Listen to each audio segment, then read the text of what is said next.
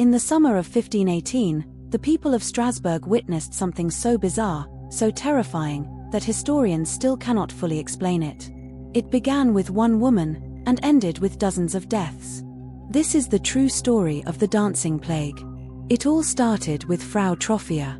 One July morning, she walked into a narrow cobblestone street, raised her arms, and began to dance.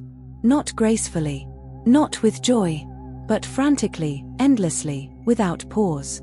Witnesses described it as frantic, wild, and uncontrollable. She danced with such intensity that her feet slapped against the stones until they bled. She did not smile. She did not laugh. Hours turned into a full day. She did not stop. Within days, 30 others had joined her. By the end of the month, the streets were filled with hundreds of dancers, men, women, even children, moving until their bodies gave out. Their faces twisted with agony, their bodies jerking as though pulled by invisible strings. Some danced until their feet were shredded, bones broken, and bodies collapsed. Some died from exhaustion. Others from heart attacks or strokes. But the most chilling fact is this: they could not stop themselves. To understand this plague, we must step back into Strasbourg's world in 1518. The city, then part of the Holy Roman Empire, was struggling. Famine, disease, and poverty plagued daily life. People lived in fear of starvation, of God's wrath, of disease. Life was fragile, and suffering was everywhere. Some historians believe this desperate environment set the stage for hysteria, or something even darker.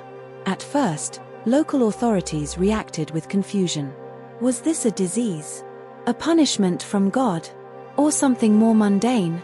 Physicians were summoned to examine the dancers. Their diagnosis was curious. They claimed it was caused by hot blood. The doctors believed Frau Trophia and the others had overheated blood that needed to be released through more dancing. The authorities of Strasbourg were alarmed. They believed the cure was more dancing. They built stages, hired musicians, and encouraged the dancers to dance it out. Instead, the epidemic worsened. Finally, when dozens lay dead, authorities turned to the church. Survivors were taken to a shrine dedicated to Saint Vitus. Pilgrims prayed, offered sacrifices. Slowly, the dancers collapsed, and the plague ended as mysteriously as it began.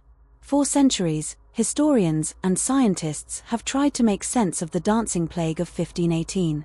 No single explanation has ever satisfied every detail, but several leading theories have emerged. Theory 1: ergot poisoning. A fungus growing on damp rye bread can cause hallucinations, spasms, and convulsions. It's the same fungus used to create LSD. Was Strasbourg's bread poisoned?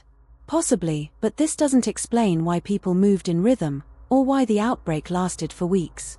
Theory 2: mass hysteria.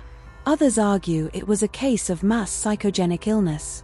In times of extreme stress, entire groups can experience shared physical symptoms.